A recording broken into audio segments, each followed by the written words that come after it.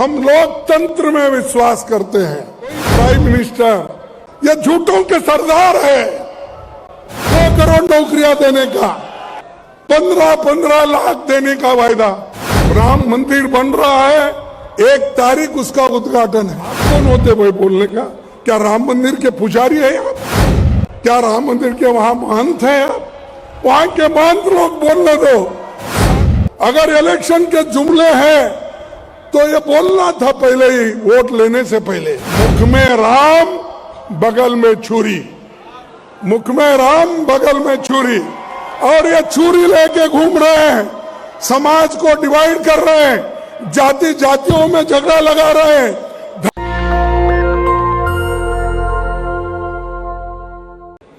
जैसा कि आज महंगाई बढ़ी है, महंगाई इतनी ऊपर चले गई है कि उसको सरकार नीचे लाने की कोशिश ही नहीं कर रही, क्योंकि उनको फिक्र नहीं है। वो हमेशा बड़े लोगों के साथ रहते हैं और उनको इस जो कीमतें इतने ऊपर चले गए, जो हमारे आवश्यक वस्तु के कीमतें इतने ऊपर, गरीब आदमी कोई उसको छू नहीं लेता या उनके सारी चीजों को अपनी पूर्ति नहीं करता। ऐसे एक वक्त इन्फ्लेशन, इस इन्फ्लेशन के खिलाफ उनकी लड़ाई है। दूसरी लड़ाई अनएम्प्लॉयमेंट। अनएम्प्लॉयमेंट 45 यानी 45 इयर्स में इतना बड़ा अनएम्प्लॉयमेंट कभी नहीं हुआ।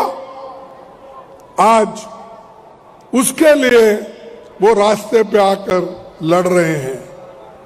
आज देखिए हर जगह युवा डिग्रियां लेकर, बहुत से engineers, doctors, MBA, MA, BA, B.Ed होकर रास्ते पे गिरे हुए हैं।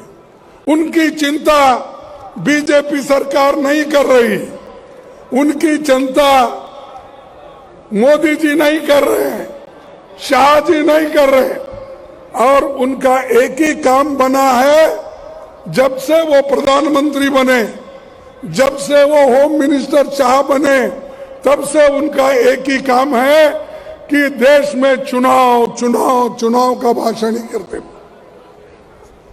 देश के बारे में उनका सोच कुछ नहीं है, युवकों के बारे में उनका सोच नहीं है, इन्फ्लेशन के बारे में उनका सोच नहीं, देश के आर्थिक परिस्थिति के बारे में उनका सोच नहीं है। जहां जहां इलेक्शन करवाना, जिन लोगों को तोड़ना, ईडी के मदद से, इनकम टैक्स के मदद से, हर चीज से वो इस्तेमाल करके कांग्रेस को तोड़ने का देखते हैं। राहुल जी के नेतृत्व में हम 6-7 स्टेट में हमारी सरकार आई थी, वहां के लोगों को किसने तोड़ा? किसने तोड़ा? बीजेपी के लोगों ने तोड़ा। किसी को पैसे देकर, किसी को लालच देकर, किसी को भड़का के, किसी को मिनिस्ट्री देकर, ऐसे चीज करके, और किसी को ईडी का डर दिखा के, इनकम टैक्स का डर दिखा के उन्होंने सारे सरकारें तोड़ दी। बात तो डेमोक्रेसी की करते हैं, लेकिन करते क्या है?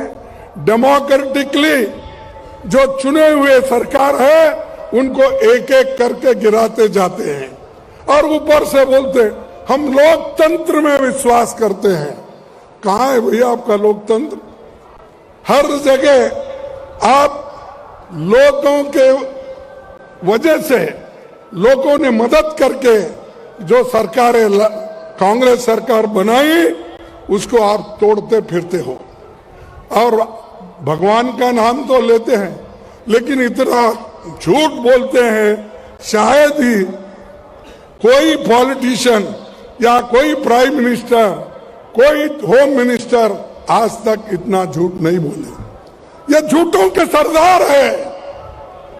हर 2 करोड़ नौकरियां देने का ये सच है झूठ? कि उन्होंने कहा भाई मुझे चुन के लाओ, मैं एक गरीब आदमी हूं, मैं देश को बनाऊंगा, हर एक लोगों को, इस देश में रहने वालों को 2 करोड़ युवाओं को हर साल नौकरी दूंगा। दिया नौकरी? नहीं, आपको मिला होगा, क्योंकि यहाँ लड़ाकू लोग ज्यादा है, लड़ने वाले हैं, इसलिए मिला होगा 2 करोड़। आपको नहीं मिला। 15 लाख देने का वायदा मिला, 15 लाख नहीं। अब क्या कर रहे हैं? त्रिपुरा में इलेक्शन है, वहां शाह जाते हैं, वो कहते हैं भाई राम मंदिर बन रहा है, 1 तारीख उसका उद्घाटन है। अरे ठीक है, सभी लोग तो भगवान में आस्था रखते हैं, लेकिन आप क्यों घोषणा करते हैं इसकी? वो भी चुनाव में, और आने वाले चुनाव में वो ये कह रहे हैं कि मई में चुनाव रहता है, तो 1 जनवरी में वहां राम मंदिर का उद्घाटन होगा। आप कौन होते भाई बोलने का? क्या राम मंदिर के पुजारी है आप? क्या राम मंदिर के वहां महंत हैं आप? वहां के महंत लोग बोलने दो, साधु संत बोलने दो। आप क्यों है? आप पॉलिटिशियन हैं। आप देश को सुरक्षित रखना, कानून की व्यवस्था रखना, लोगों के पेट भरना और किसानों का दाम देना आपका काम है। किसानों को भी बोले कि आपका दाम दुप्पट होगा दुप्पट। एमएसपी बढ़ाएंगे, बढ़ाए नहीं। तो ये सारी चीजें वो बोलते जाते हैं, और ये सब, और बाद में ये कहते हैं अरे भाई ये तो इलेक्शन के जुमले हैं। अगर इलेक्शन के जुमले हैं तो ये बोलना था पहले ही, वोट लेने से पहले। वोट लेने के बाद ये जुमले बन गए, 15 लाख, 2 करोड़, सारी चीजें जुमले बन गए। तो इसीलिए मैं ये कहूंगा, मुख में राम बगल में छुरी, मुख में राम बगल में छुरी, और ये छुरी लेके घूम रहे हैं, समाज को डिवाइड कर रहे हैं, जाति जातियों में झगड़ा लगा रहे हैं, धर्म धर्म में झगड़ा लगा रहे हैं, और एक खाई बढ़ा रहे हैं। जो डिवाइड कर रहे हैं, इसी के लिए राहुल गांधी जी इस खाई को दूर करने के लिए, जोड़ने के लिए वो इतनी पाद यात्रा कर रहे हैं। ये है, ये वोटों के लिए नहीं है, ये वोटों के लिए नहीं है, ये देश के हित के लिए है, आपके हित के लिए है, किसानों के हित के लिए है, युवाओं के हित के लिए है, महिलाओं के हित के लिए है, दलितों के हित के लिए है। ये जो कर रहे हैं वो, लेकिन वो क्या कर रहे हैं? वोटों के लिए कुछ भी बोलो, क्योंकि लोग सुनते हैं, और वो ये चाहते हैं कि जब तक लोग सुनते रहेंगे, वोट देते रहेंगे, ऐसे ही जुमले बोलते रहेंगे। ये उनका एक वादा है और उसी से निभाने की कोशिश कर रहे हैं। मैं एक बात कहूंगा कि भाई ये कभी भी, एक कवि ने कहा है, क्या कहा है, मैं उस लेखक का एक सेंटेंस यहां पर उच्चारण करूंगा। था तुझे गुरूर अपने लंबे होने का ए सड़क, था तुझे गुरूर अपने लंबे होने का ये सड़क, राहुल के हौसले ने तुझे पैदल की नहीं नाप दिया। था तुझे गुरूर अपने लंबे होने का ये सड़क, सड़क बोल रही थी मैं इतना लंबा हूं, और वो उस पे गुरूर था उसको, लेकिन राहुल के हौसले ने तुझे पैदल ही नाप दिया, चल के ही नाप दिया।